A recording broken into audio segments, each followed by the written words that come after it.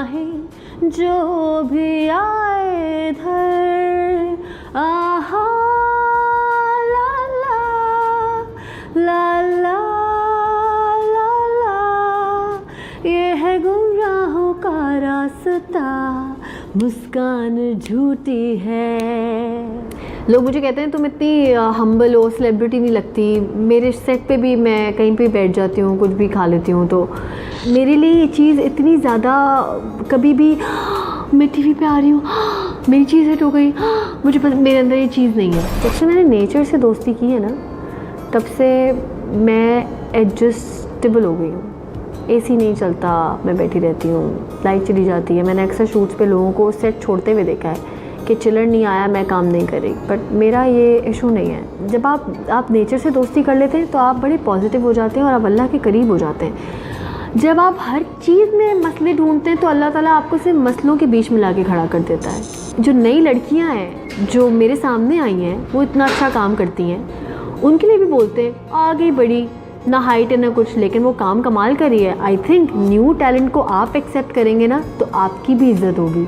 तो जो टैलेंट है, जो लड़कियां हैं, जितनी भी काम कर रही हैं, वो कमाल है। आई थिंक एक्सेप्टेंस, नेचर में डिज़ोल्व रहना, हम्बल रहना, ह्यूमैनिटी, यही लाइफ है। टीवी शीवी तो सब ख़त्म हो जाना है। टीवी कब तक आपने हीरोइन रहना है? कभी तो आप घर में बैठेंगी, जब आपको बग़ैर टीवी के कोई मिलेगा तो आपको रिस्पेक्ट के साथ मिले, हाँ यार ये वो बंदी कैसी हैं, आप सामने को, मैं आपकी दिल से इज़्ज़त करती हूँ। ये जुमला इतनी कम एज में मुझे सुनने को मिल गया है, ये मैं अल्लाह ताला का शुक्र अदा करूँगी और किसी का भी। मैं अपने ख़ानदान की कोई शादी मिस नहीं करती, मैं अपने ख़ानदान का कोई मिलाद मिस नहीं करती। मैं जैसे कहीं पे भी कोई भी इनविटेशन हो, चाहे वो किसी भी किस्म का हो, मैं वहाँ अपने बच्चे तैयार करके पहुँच जाती हूँ। हाँ, इंडस्ट्री में मैं बिल्कुल सोशल नहीं हूँ, तो मैं बहुत देर तक ऐसे नहीं कर सकती जब तक कि मेरी कोई अटैचमेंट या कोई बॉन्डिंग ना हो, तो मैं सोशल नहीं हूँ। मैं ट्रेडिशंस को ऐसे सेलिब्रेट करती हूँ कि आप मुझे कहेंगे कि भाई कौन है ये, कौन औरत है ये, हर दिन इसको कोई ना कोई जो है वो चीज़ करनी है। मेरे घर में बाकायदा एक दिन होता है जिसमें बिरयानी बनती है,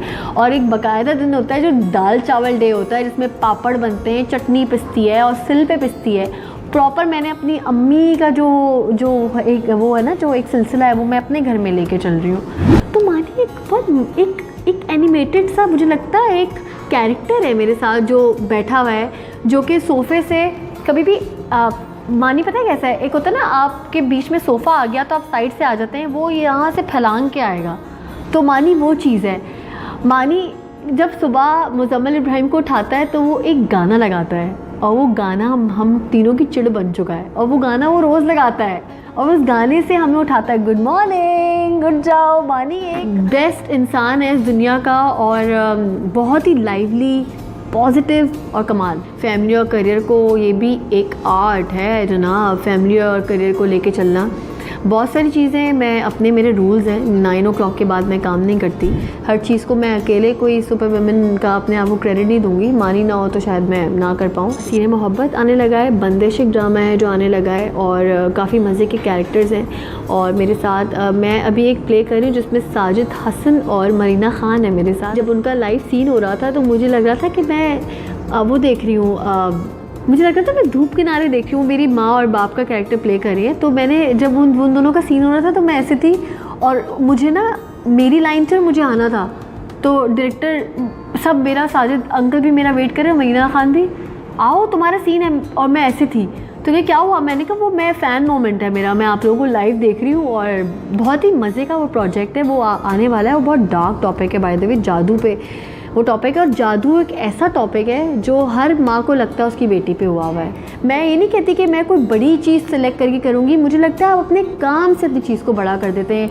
सेकंड लीड, फर्स्ट लीड, ये कोई चीज़ नहीं होती। मैंने ये भी सुना है कि अगर मुझे मेरे कानों में ये बड़ी बेस्ट जुमला लगा था, जिसके लिए शायद मैं थोड़ी मेहनत भी करती हूँ, क्या ड्रामा अच्छा नहीं था आपका, लेकिन आपने काम बड़ा अच्छा किया। ये एक ऐसा जुमला है कि इससे बड़ा कोई जुमला ही नहीं है। तो चीज़ बड़ी नहीं होती, आप वो चीज़ बड़ी करते हैं, अगर आप करें तो। मैं टीवी ड्रामों में खुश हूँ, अभी फ़िल्म करूँ, फ़िल्म फ्लॉप हो जाए, वो डर से मैंने कहा अभी जो मैं टीवी कर रही हूँ मैं बस वही करूँ, उस पर कॉन्सेंट्रेट करूँ, क्योंकि मजाक नहीं बनना।